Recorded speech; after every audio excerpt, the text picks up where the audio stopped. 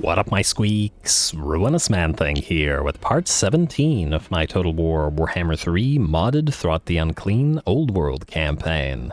So as we saw last time, some stuff happened, but the important thing that happened was the Confederation of Clan Eshin, giving us also the opportunity to ally with Clan Scryer, and the Blessed Dreadden giving us a nice little enclave down here near Skaven Blight. And it does make sense to have a territory near Skaven Blight, though I think at this point it's been a little bit overshadowed by the might of the Hell Pit. Otherwise, we will try to peace out with these guys. I don't think we really care about fighting with them, and frankly they're not super unfriendly with anybody around them either, as I understand it, so I'd leave them alone, and if they don't want to peace out, then we'll just have Deathmaster Snitch deal with them. We shall see. Otherwise, as promised, I did end the turn at the end of the episode, which meant a little bit of the admin. Not all of the admin, mind you, but enough of it so that we don't have to be too concerned. So, let's start from the top. Now, Throt, I noticed that Mr. Ungram ran away? Yeah, you little coward. Abandoning Krungdramas. I guess we could just loot and occupy it and see if while we're damaged, Mr. Ungram will be ready to move towards us. If Drake also took the opportunity to declare war on us and attack Throt at the same time, she might actually be able to do something here. Anyway, we'll damage ourselves like this. We will... Oh, well, we can get a fair bit from raising it here, but no, we'll just loot and occupy it so we don't have to waste the time. Traveling, I mean, hey, and a Fencer's Blade's not a bad pickup. I would like you to go outside the settlement, though, and get your mana going again. Nest Lair? Yeah, sure. On the way to Karakadrin, where I take it that Ungram is looking to be making his last stand. Korkronid. You still have to knock out Azag. Azrael is back, and I take it you're not willing to peace out? Well, you screwed up our plans, and I guess you'll just have to die. So, you move towards the magical woods there. Hellkeek the Insane, I guess we'll want you to follow. We probably will actually fight this rather than auto-resolving, so it might not be super necessary for your presence there. Therefore, ooh, Porous Ursus is back as well. Ooh, Mutant, I have something for you to do then. Hellkeek, keep moving up northward. Are you a frontline rat? No, you're Horned Rat's Blessing Rat. And just sort of a random pile of units that we were going to use to occupy stuff. Actually, speaking of, let's get you a giant pile of Skaven Save Spears, as we like to do, and then Mutant, I'm going to have you besiege Zoishank, which is decently, very decently well defended, and with Boris Ursus himself at the head, I'm willing to bet that the enemy will actually fight us here. So, just in case, we will build the siege equipment, and let's level up because I'm 99.9% sure that the enemy will fight. Now, let's get Brass Orb. We are finally able to go through... Oh, we need to be rank 13. Okay, we're close to getting Brass Orb, but not quite there yet, which is fine. Instead, we've buffed up the Doomflayers via engineering skill, which, funnily enough, buffs up pretty much everything here. I guess we do have the Eshin Triads, which we could buff up by the Respected and Feared. Though, admittedly, it doesn't do too much for them, but, I mean, whatever else would we buff up in this particular army? Can't really do anything for the Skaven Slaves, and our Moulder units are relegated to Packmasters. So, yeah, fine. Respected and Feared it is. We'll start moving through it. Gotta get ready for these Doomflayers to be up at rank 7, which I'm willing to bet is going to be pretty soon. Ooh, looks like our Packmasters have reached rank 10. Isn't it lovely? So we'll go for... Wait. Are you able to go for... You are not able to go for. I wanted him to get Flesh Snatcher, but not yet. Alright, fine. Tide of Pox, Tide of Death, Master Moulder, Keratin Stick, and Scavenge. Although, funnily enough, this isn't super necessary in this army, but whatever. And it's gonna be the same thing for you, sir. Lovely. Alright, and then lastly, the Fabrigir, Eshin Sorcerer. Veil of Shadows and Armor of Darkness are the most critical things here. What does Toxic Rain do again? Alright, the speed reduction, which is nice. I'm going to pretend that's not nice. Fine, and go for Toxic Rain. I don't think Brittle Bone or Black Whirlwind are super critical in this particular army. We're much more likely to spam Veil of Shadows and Armor of Darkness, so I think we'll do that. And just in case you get attacked, though, let's get you Evasion, and Warp Fireball is garbage, so whatever. It's just too unpredictably unlikely to actually make contact with its target. Anyway, Skittis, you're going to head down to Thorshafen, which is... a territory we're probably not going to keep. We'll just give that to these guys, to Wintertooth. And, oh, you gotta be kidding me. You're gonna die doing this? Alright, well, we'll besiege that, and maybe we'll send a pile of units there, or we will... Huh, I wonder if Pustich can reach it. Yeah, it doesn't look like it. What about you? No. Alright, what do we have here in terms of defenders, by the way? Macedon, you... Pustich... Well, no, I guess Thankful, you can raise it, and yeah, we'll just keep doing the same thing. It's not like we're in that big of a hurry. We have to have the final battle with Throt anyway, so he'll still have to reach the place, so... all good, I would say. Alrighty, and then we'll raise you. And Mr. Pustich, you're gonna get it right back. Like so. Beautiful. And what's our food at here? 92%. Alright, getting up there. And just gotta pay attention to it. Alright, and you're looking good. Who is up next in terms of moving? Skid twice, you guys are fine. You're mostly there in case enemies start attacking you. Bilefitch and such. Now, I believe we've reached the edge of the territories, the non-Draika territories here. I really don't want to really attack Draika until, like, her main armies, until we have Throt nearby ready to take the crown, because I'm pretty sure you can't transfer it, and only Throt should have it, so you guys are just going to sit around. I guess I could have you raiding, if really, yeah, or maybe encamping, doesn't really matter. Although a sneaky attack on Griffin Wood might be nice as well. They've got some decent stuff, and in fact they got lots of decent stuff, but certainly something. Alright, you start moving forward as well. Wiping out her capital while she was down here. Oh, there she is. Alright, I can see the Nemesis crown, luckily, so that's still of benefit to us. Anyway, Throt, you will chase down Drake for that crown, which means Mormel, at least for now. You're going to go into raiding stance and just sort of sit here. I wanted to put one of the mages into your army, though now we have two. Could we use double mages in this army? We could, although it'll be less Skaven slave spears. Frankly, we don't really need the assassin in this army, but it's just in case. I'll think about it. It's not a big deal. At least until we have a couple of turns until we go elsewhere. Now, Mutant, presumably you can hit Zamak Spayenya after you go for Zoyshank, and I do believe Mr. Zacharias the Everliving is or whoever leads this faction, is kind of down here, so I feel like we should send somebody, or one of you two, down to Erengrad. I'm gonna say, frankly, both of you are waiting to swap out some units or armies, but one of your armies is more complete than the others, so I would say that we can send Ickbolt down here, because he can fight Zacharias. And also the anti-leadership thing that we've got going in the other army does nothing for fighting the undead, so kind of makes sense that way. Anyway, you will then proceed up northward towards Shaman Darak, and ooh, maybe you will not. I see Castalton has... Oh, whoa! That is a concerning number of Froststorms. Ooh, actually, Froststorm versus... Damn it, okay, you're going back this way now. Okay. Can you go into Castle Alexandrinov? You can go near to Castle Alexandrinov, eh? I wonder if this guy can reach it. There's a decent likelihood that he can. Ooh. This might have been something of a screw-up. We do have some stuff here.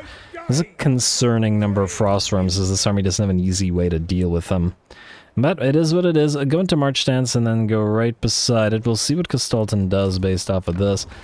I did say we'd be likely to be seeing all of the Kislevite main lords up and running again.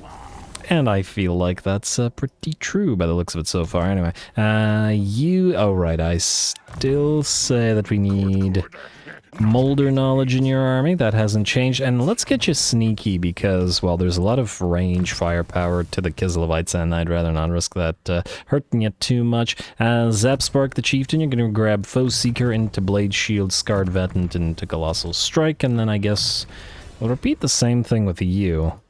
Yeah, go for it. Blade Shield, Scarred Vet, and Colossal Strike. Technically speaking, one of you isn't supposed to be in this army. Also, I think these Gutter Runners have earned... they've been here for a while. Have earned some upgrades.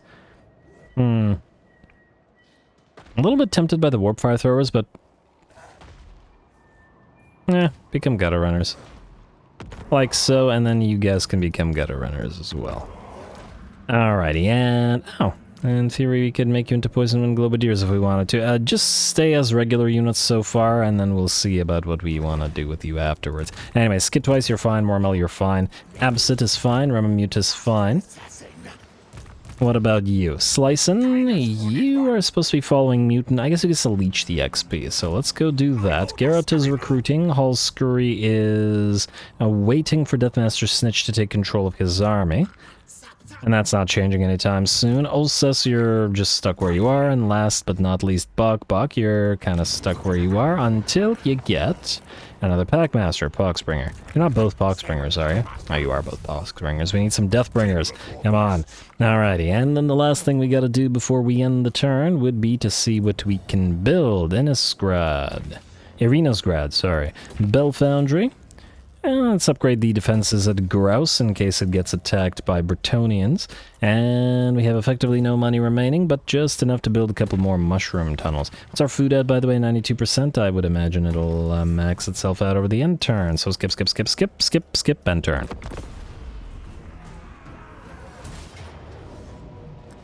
Alright, and Boris Ursus will indeed sally out to attack the Mutant here, and admittedly, well, that's basically all range units in this army, which means they should be pretty threatening to the Doomflayers, so we'll just have to be careful. And of course, Boris Ursus himself, let's see how well he stands up to Warp Lightning fire. His missile resistance isn't super high, so we're about to find out. Ooh, let's get some of these. The enemy has a lot of range units. Go.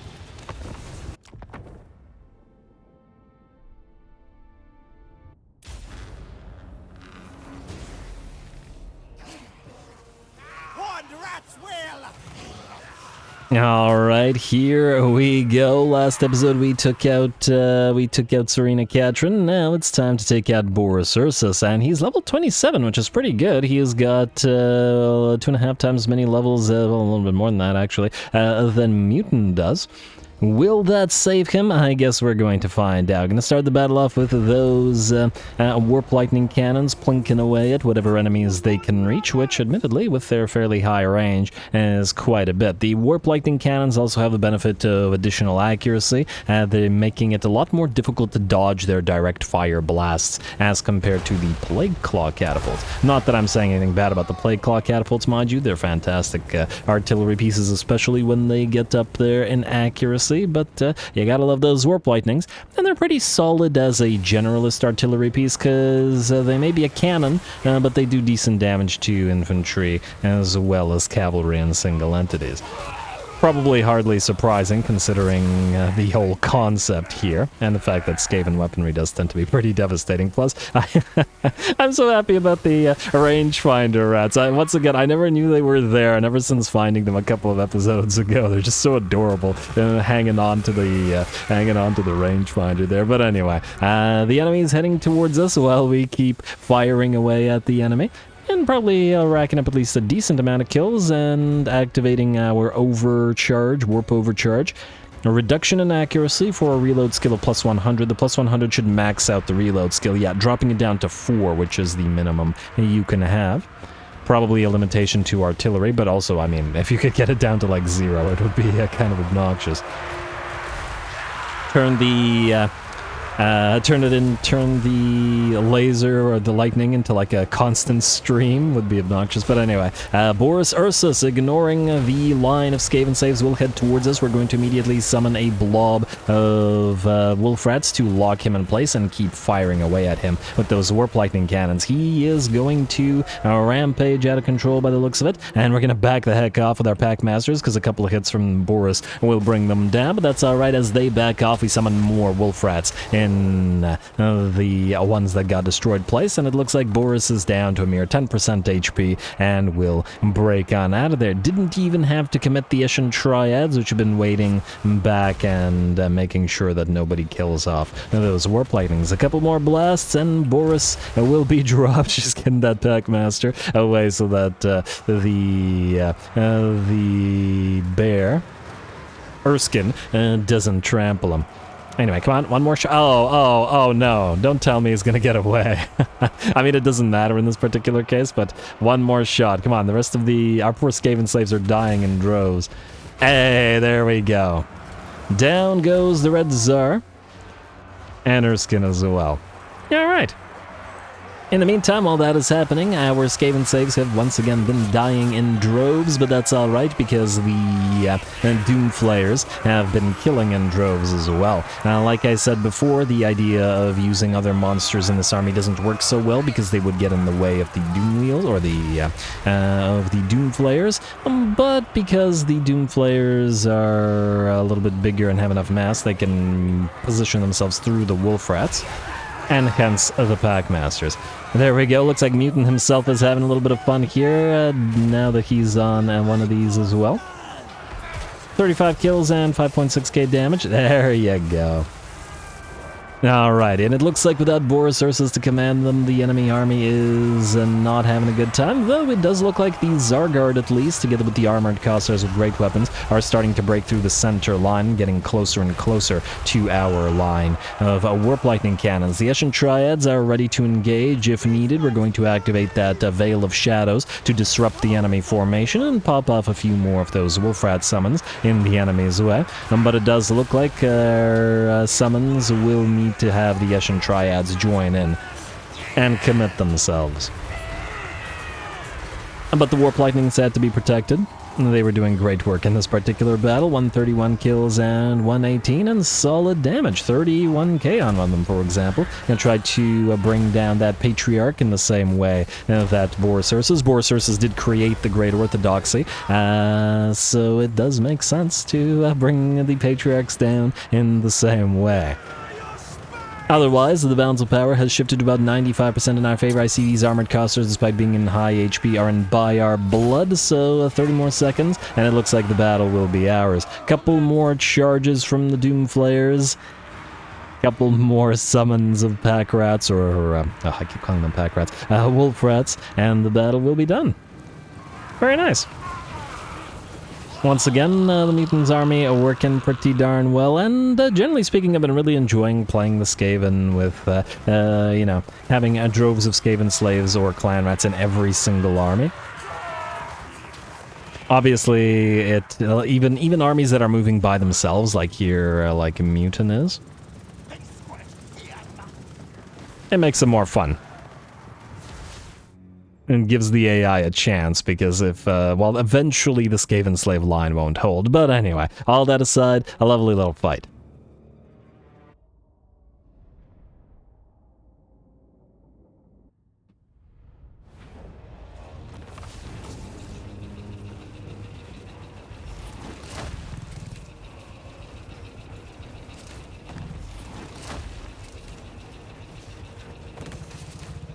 Alright, that was really, really nice. I think this army is pretty functional. We got the, nothing crazy artillery-wise, but the two Warp Lightning Cannons do plenty of good work. 24 and 31,000 damage apiece, and able to focus down those single targets. And fast movers, we've got the two Eshin Triads that sit in the back and guard them should anybody charge. The Warp Lightning Cannons, the Skaven Slave Piles to distract, together with the Packmasters also to distract or summon the Tides of Wolf Rats, and smash into the enemy backlines as well. And then, of course, the main source of damage coming from the various Doom Flayers, led by Mutant himself, who still managed to rack up 15,000 damage on his own. A very, very nice. Border Sources defeated once more, and I guess this place torn down. Raise.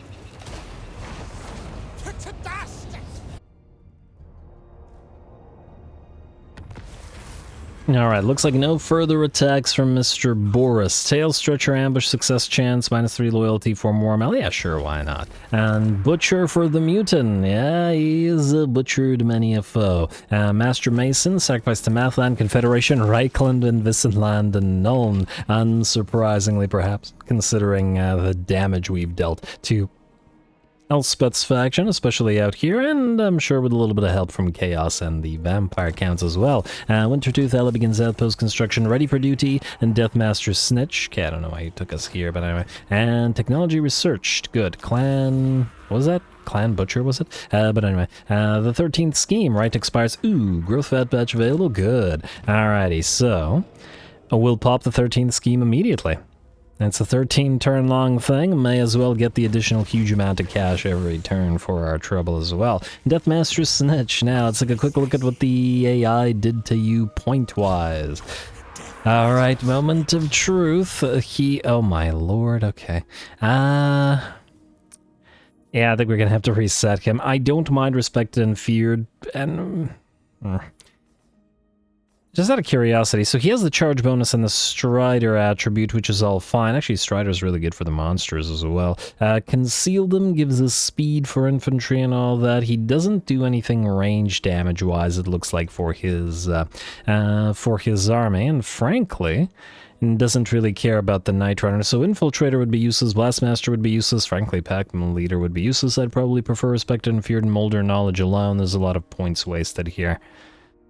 Admittedly, he doesn't have anything crazy faction-wide wise, minus presumably the public order offered by his, He also doesn't do anything specific for Night Runner, for Death Runners, and for Eshin Triads. So basically nobody, not the Assassin Masters and not Deathmaster Snitch himself, does anything for Death Runners and Eshin Triads. What the heck?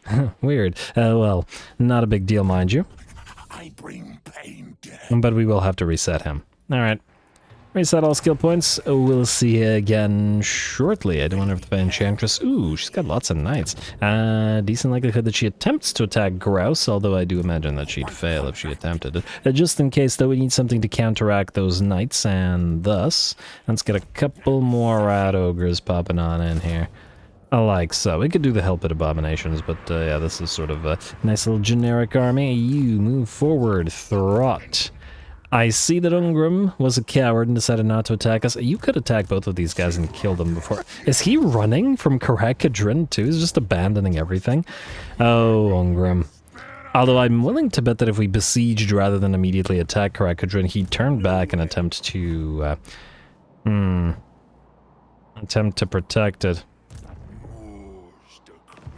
Alright, fine. I don't mind wasting the turn. Let's do this. We'll besiege Karakadrin. We'll see if we can get one last final fight out of Throt the Unclean. And then afterwards... out of Ungrim. And afterwards maybe jump towards Draika. And we'll see. Like I said, I want the final battle of the campaign to be right here, the Nemesis Crown dig site, especially in the late portions of the campaign. Those throw up some really elite stacks, and I generally find them pretty enjoyable. Anyway, we are done with this, minus end, which we could do, chance to colonize all the ruins around the world, but it doesn't really do anything for us, at least not anything that we really care about. I'd like to move here towards... let's see what we have here. And reject poor recruits, maybe? That's pretty solid.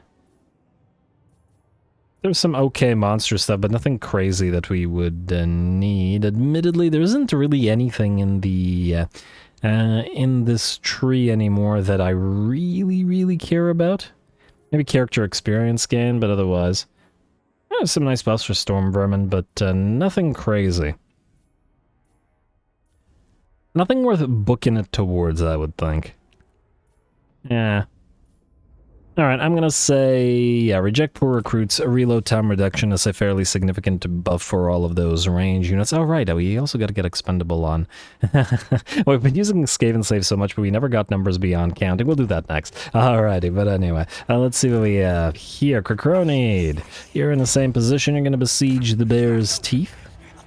And I think we will besiege it. We will give these guys one more turn of an opportunity to get Azag on the field. And obviously to sally out and attack us. And, you know, promptly get destroyed, like they have in the past. Skittus. Why did I not attack the... oh, right, this covered... oh. I should have just fought this manually. Alright, we'll do that in a sec. It is necessary by the looks of it. And then we will have Mr. Slicin occupy Zoishenk, like so, which will allow the Mutant to move through it in towards Zamak Bayenya. Like so, but it won't let us out of... okay, I might do that one. And maybe the one up north in between the episodes, because it's a waste of time. Hellgeek the Insane, you are also kind of moving up here, huh? I don't know, if you reinforce, would you be able to help out with that? Fabrigear, you've got places to be. I also noticed that Kastalton decided to sit in Shaman Darek. Alright, well... We are not able to well, actually, you go towards Shaman Derek. I wanted to have all of the hell pits face off against all of those frost worms. I like the fact that they built 5 and we have 5. It's perfection. You can't attack it directly, but Medible Hemlock should be able to attack it for you. And then the two of you can go together. Yes. Definite yes. And what about you guys? Wait, there was another stag here. I belong to Fabrigir, who has moved a mutant. Are you able to take out Zemek Spania now? No, still a bunch of Skaven slaves. Well, admittedly, we could take a bunch of Skaven slaves from here. What we could also do is get a couple of rat ogres from you. Like so. I was going to do this anyway. In fact, got 2 more. Lovely. Now, also, Helki the Insane. Alright, let's get you Inspiring Presence, and let's buff up the rat ogres with Moulder knowledge. I consider this a sort of basic garbage stack for rat ogre units from the vault. Oh, minus 100 armor. Come on, man. From the growth vat, and then just a giant pile of Skaven slaves.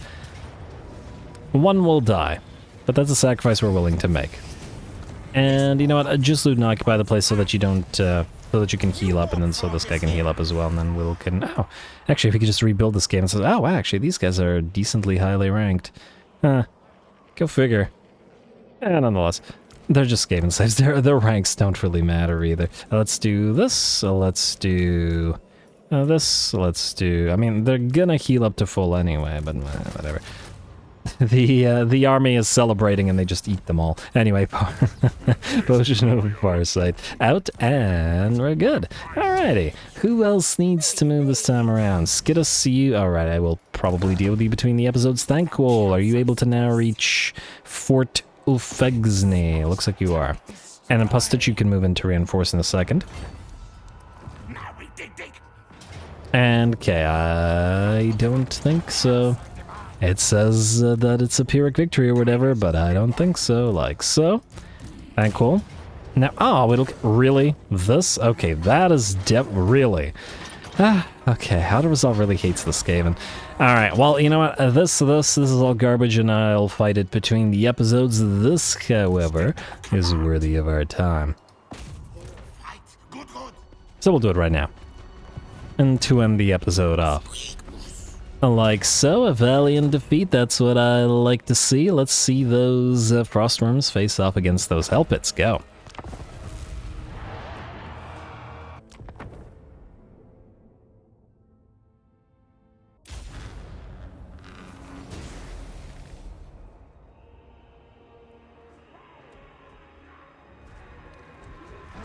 Alrighty, here we go. Medible Hemlock is silent again. I feel like he doesn't make a speech, or at least there's been several battles where he hasn't said anything. Weird. But oh well, not a big deal. I am excited about the fight, however, but not for Metable's army, but rather Rickbolt's army, because we can have those monsters face off against each other. Moulder has to prove its superiority in terms of being masters of the beasties, doesn't it? And on top of that, of course, we defeated Serena Catrin last episode, Boris Ursus just previously, and now Castalton himself. Too bad Mother Ostankia was destroyed before she could be confederated, but also I like it that way because, well, she was destroyed. Anyway, Uragan cannons with a couple of volleys take out one of the units of Skaven slaves in front. Emergency food looks like it's going to be the next on the menu, but, well, all those guns, all those cannons firing away at us, that's not going to be able to deal with the giant pile of Skaven slaves and clan rats moving towards the enemy. On the other hand, the frostworms are a pretty great counter to what we have going on. They have a mini Mortis engine effect, and they have a melee damage reflection as well, meaning that they can do huge amounts of damage to the rat piles. On the bright side, though, we have the Hell Pit abominations moving towards them, while the lords and chieftains, the lords and heroes, barrel towards the Uragan cannons and Castalton and whatever other heroes he has brought.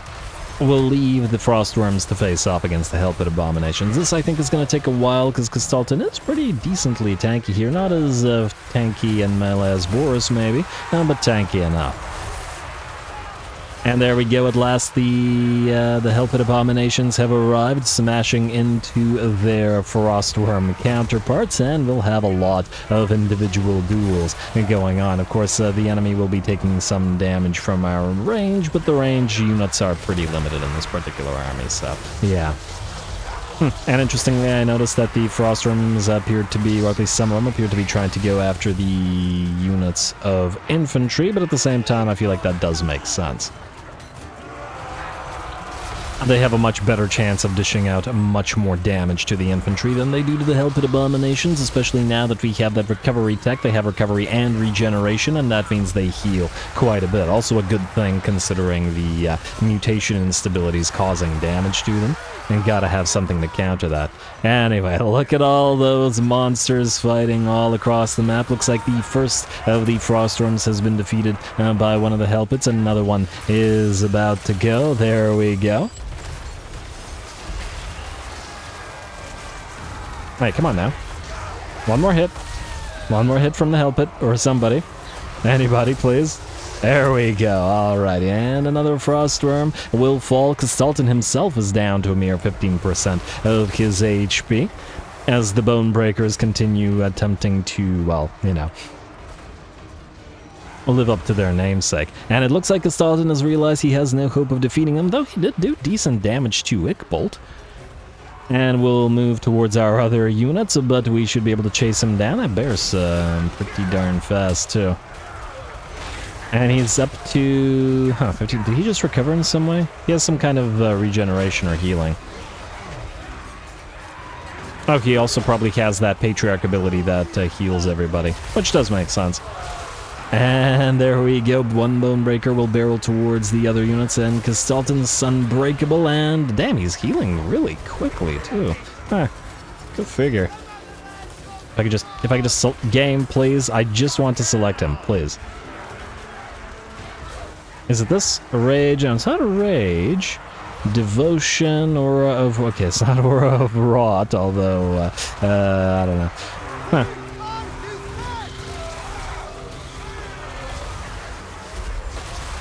Well, whatever. Something there was healing him, and I probably saw it and then missed it. I just wanted to see what the rate of healing was, as in compared to regeneration and the other recovery ability that we have. Anyway, the balance of power is at about 85% in our favor now. Kastalton being chased down once more, and I have no idea where he's going at this point. I think he's just trying to get away from the horrible monsters that are trying to take him down, but I don't think he is getting out of this one, even with all that healing. And in fact, he's started to reach his healing cap at about 2/3 of his HP, but one more blow from the Rat Ogre will bring him down. With Kastalton's fall, I see the leadership dropping on everybody. A combination of army losses and the death of their lord probably delivering a hefty morale shock.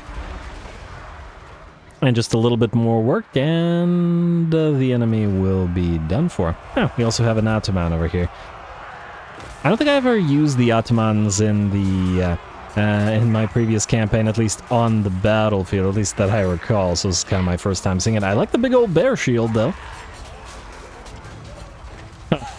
I wonder if this thing's hollow inside, but then if it isn't, that's gotta add a lot of extra weight to the shield, wouldn't it? Alright, but anyway, rule of cool and all that. And just a little bit more work. Looks like all the units are in by our blood now, unless I'm mistaken. So 30 seconds. As soon as it runs out the battle's hours, the Cossars will turn, though the toxic venom is still applied to them, even while they're running. And with that, the last of the enemy units shatter, and the battle is ours. Very nice. We took a lot of damage on a lot of infantry and our monsters as well. We saw one of the Hellpits had reached its healing cap, just like Kastalton had, and I don't know, was that 2/3 of it or something like that? A very nice close victory, and a very nice army from Kastalton. Once again, I love the fact that it echoed ours in some ways, though we had more trash infantry than the enemy. Well, okay, a lot more trash infantry, and then the enemy had middling infantry.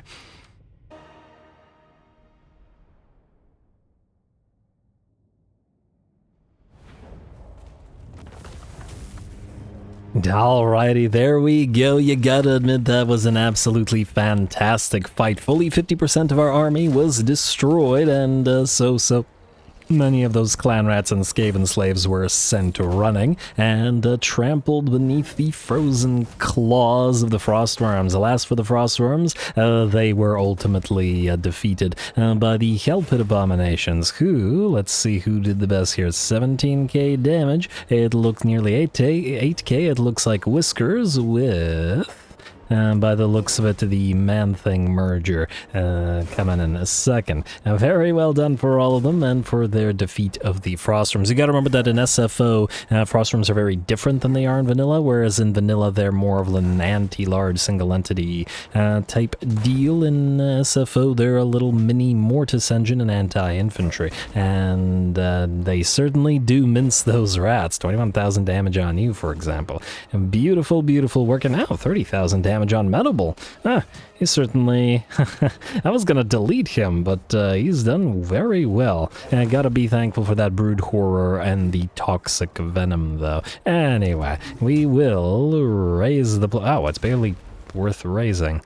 I guess we could just occupy it and just deal with the... Well, I guess we are confederating, so the public order thing is still a kind of a... Well, it's only for 2 more turns, on the other hand.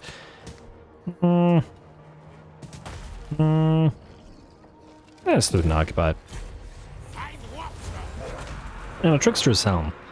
I won't say no to that, but you know what? I think, considering his performance, maybe we'll give it to Mutable Hemlock. I'll think about it. Not that it matters over much. Anyway, with that great battle out of the way, we are done, as in well, not the campaign, but out of time. And I'm going to call the episode here. Next time, I believe an episode or 2 until we wipe out the Kislevites for good. And we do really have to book it towards the final battles for Throt. Fortunately, they're pretty nearby, and it's another reason why we wanted to be down here. Hopefully we could take the crown, but either way, we will finish up the campaign with the Nemesis Crown dig site over the next couple of episodes. Hopefully a big old fight against Ungrim next episode as well. And so stay tuned for that. And don't forget to leave those likes and comments below. All glory to the algorithm. And thanks for watching.